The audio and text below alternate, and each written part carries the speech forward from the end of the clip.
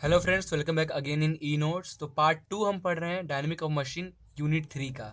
ठीक है, तो यूनिट 3 का नाम बैलेंसिंग है एक्चुअली। तो बैलेंसिंग में पार्ट 2 में देखने जा रहे हैं balancing of a single rotating mass by a single mass rotating in the same plane. ठीक है, मीन्स हम सिंगल मास को बैलेंस करेंगे सेम प्लेन में। जो आप उसका बैलेंसिंग मास जो आप कंडक्ट करोगे और जो आपका मेन मास होगा, दोनों एक सेम प्लेन में होंगे और मास जो होगा वो सिंगल होगा। ठीक है, तो balancing of a single rotating mass, तो ये आपका एक्सिस ऑफ शाफ्ट है। ठीक है, यहाँ पे आपका ऐसा कुछ शाफ्ट लगा हुआ, इस शाफ्ट में हमारा एक पिस्टन कनेक्ट है, कनेक्टिंग रॉड के। ठीक है, ये एक्सिस हो गया, ये यहाँ से कनेक्टिंग रॉड, ये आपका पिस्टन लग गया, का मास m1 है और कनेक्टिंग रॉड का जो लेंथ है डेट इज r1। ठीक है, तो एट पॉइंट o से जो शाफ्ट के एक्सिस पे है, o शाफ्ट के axis of rotation, this is the axis of rotation, o से आपका जो मास लगा है वहां तक का डिस्टेंस है हमारा r1, और मास क्या है हमारा उस ऑब्जेक्ट का, डेट इज m1, रोटेट हो रहा है ओमेगा वेलोसिटी से। ठीक है, angular velocity omega that is. Now ये अब हमारा balancing of a single rotating mass, ये हमारा सिंगल रोटेटिंग मास को हम बैलेंस करेंगे बाय अ सिंगल मास से rotating in the same plane, इसी प्लेन में। ठीक है, तो आपको जो ये ग्रीन लाइन में ये दिख रहा है कर्व से पे, तो मैं आपको ये समझाने के लिए, वैसे अगर एग्जाम में मत बनाना, एग्जाम में सिर्फ ये बनाना है या ये बनाना है, ये जो ग्रीन लाइन में बनाया हो इसे नहीं बनाना है। मैं ये समझाने के लिए कि आप कैसे इसे गेस करो 2D 3D में। ठीक है, तो ये एक हमारा प्लेन है। ठीक है, फॉर एग्जाम्पल ये हमारा अगर आप वाई एक्सिस पे, ये वाई प्लेन है। ठीक है, अब वाई प्लेन पे हम देख रहे हैं, इस प्लेन पे हमारा ओ से एक मास कंडक्ट है। ठीक है, उसको बैलेंस करने के लिए हम अपोजिट डायरेक्शन में एक दूसरा मास लगा रहे हैं, लेकिन प्लेन क्या है हमारा, सेम है। ठीक है, आइए कुछ थ्योरेटिकल पार्ट पढ़ते हैं इसके। Now considering a disturbing mass m1।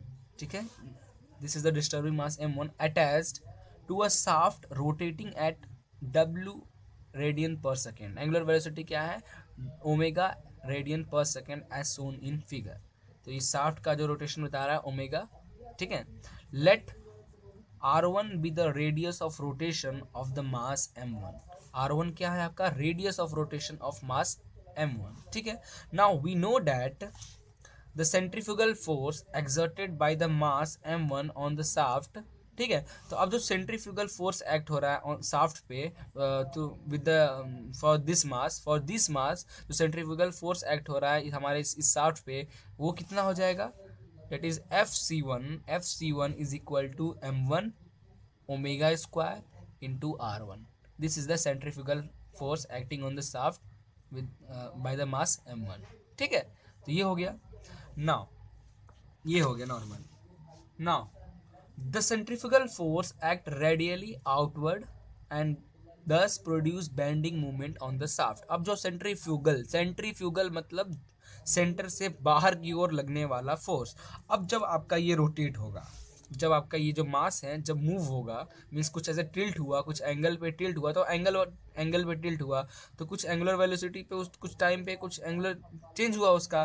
During this condition क्या होगा, due to this centrifugal force आपके शाफ्ट में बेंडिंग मूवमेंट होगा, जिसके कारण हो सकता है वाइब्रेशन हो, बेंडिंग मूवमेंट हो सकता है आपका शाफ्ट फेल हो जाए। तो उसको फेल से बचाने के लिए हम लोग एक बैलेंसिंग मास यूज करते हैं। ठीक है,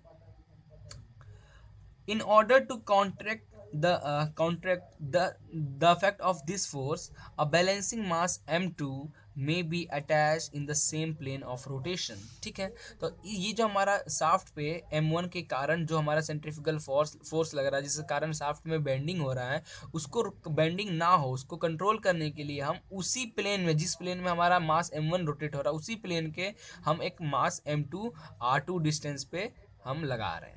ठीक है, बैलेंसिंग मास m2 हम लगा रहे हैं r2 डिस्टेंस पे। ठीक है, now let r2 is the radius of rotation of the balancing mass m2। Okay, therefore centrifugal force due to mass m2 fc2 is equal to m2 omega 2 r2। this is by equation 2। now equating equation 1 and equation 2, then fc1 is equal to fc2। तो fc1 m1 omega square r1 is equal to m2 omega square r2। Okay, दोनों equal, omega omega cancel, बचा क्या, M1R1 is equal to M2R2। तो ये हमारा क्या हो गया, बैलेंस हो गया। तो ये तरीका था हमारा सिंगल रोटेटिंग मास को बैलेंस करने के लिए एक ही प्लेन में। ठीक है, तो नेक्स्ट लेक्चर में हम एक से ज़्यादा मासेस को अलग अलग प्लेन में कैसे कर रहे हैं वो देखेंगे। ठीक है, सो आई थिंक आपको ये लेक्चर समझ में आया होगा। फिर भी कोई डाउट हो, डिस्क्रिप्शन में मेरी मेल आईडी दी हुई है, आप मुझे वहाँ पे क्वेश्चंस कर सकते हो।